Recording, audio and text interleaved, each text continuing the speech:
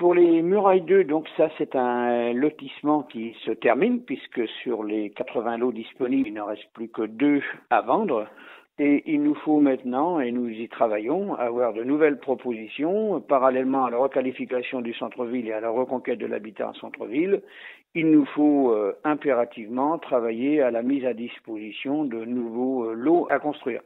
Donc nous sommes en pleine démarche depuis déjà 18 mois sur une superficie qui est actuellement à 95% propriété de la collectivité, une zone de 18 hectares où nous faisons des études actuellement de zones d'aménagement concertées, donc dédiées principalement à l'habitat, sur une échéance qui peut durer une quinzaine d'années et sur ces lots-là, au regard de la nouvelle législation d'occupation du droit des sols, puisqu'on est en pleine réalisation de PLUI, il devrait s'installer dans les 15 années qui viennent environ 400 logements dédiés aux personnes, et évidemment avec quelques services appropriés dans cette zone d'activité plutôt dédiée à l'habitat. En ce qui concerne les financements de l'ANA, évidemment, les financements de l'ANA sont essentiellement et pratiquement uniquement concentrés sur la reconquête et la requalification de l'habitat en cœur de ville.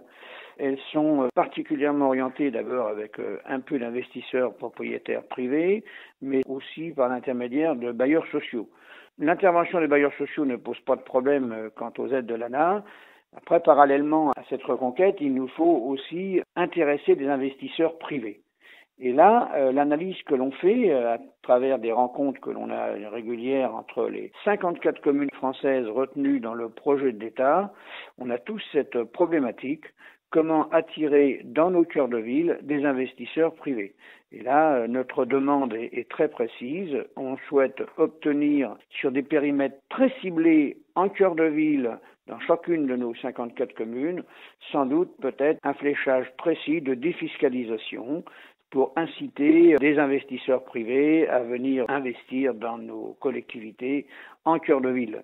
Les collectivités n'ont pas les moyens financiers pour financer ce genre de travaux.